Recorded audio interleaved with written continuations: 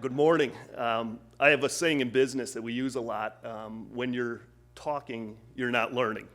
And when you're listening, you're learning to talk. And so if you think about how profound that statement is, you guys get that. It's preaching to the choir. You guys are all here trying to educate yourselves and learn a little bit about something inside our community. And so I want to talk to you about two things, the United Way and the beneficiaries that the United Way does in our local community. First, United Way, I've been part of it for 7 years now, and you'll hear a little bit of the reason why I've been part of it. But as I do, I'm a little bit of a math weenie. Anytime I jump into a board, I usually want to get right on the finance committee and understand how prudent that organization is around their resources. And I can assure you, I was on the finance committee for 5 years. I chaired it for 4 years, and it is an amazingly disciplined organization. Very prudent with its expenses, and when we saw the housing crisis dropped, so did our expenses, and a focus on making sure that every hard-earned dollar that's contributed to United Way is being passed down to those needed beneficiaries, so I can assure you that. The United Way is very focused on three constituents, children, number one, and families and the working poor. And children, families, and the working poor. And we're going to talk about the working poor today.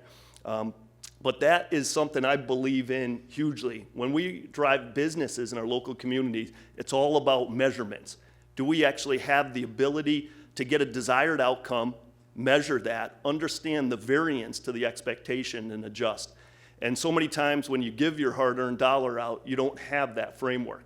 The United Way is that medium that does that for our organizations. And the dollars stay within our 40 local communities that the United Way locally here is focused on. So firmly believe that the hard-earned dollars are being prudently managed and given into our local community. So all of you that contribute for that, we thank you very much. As we talk about Alice, Erica just went through the numbers. 1/3 of our households in Connecticut, and let me give you a little bit of the absolute numbers just to put a little gravity around it. We've got 1.4 million households in Connecticut. 141,000 of those households are at poverty level, 10% of the households. 332,000 of them are what we call Alice households, that Erica just gave you the definition of.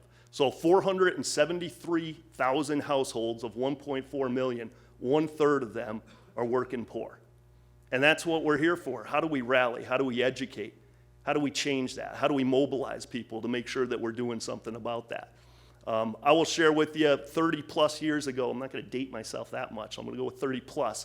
I was in Ellington, Connecticut at Windermere Elementary School, and I was raised by 3 women, a mother, a grandmother, and a sister. So I'm a pretty badass sewer. I can cook pretty well too. I've picked up farming and motorcycles just to kind of balance myself out a little bit, but that's all kind of a facade. But single mom, raised in a single household, and she was a home economics teacher, hence the many female qualities that I possess, making whatever it was, $12,000 a year. Very difficult. We were working poor. We were absolutely working poor. And I can remember being in the lunch line in Windermere and being embarrassed. You know, the 140 days, whatever it was, I used every diversion tactic possible as I put my subsidized food voucher up on the lunch line every day because I was just embarrassed. And think about that. I thought I was the only one in the school that needed that subsidization. And clearly, I didn't manage that. It was a product of my environment. To this day, I would never change it. It instilled the work ethic in me and gave me the family values that I possess today. But the children that are out there that think they're the only ones, when 1/3 of our households in Connecticut are in that working poor.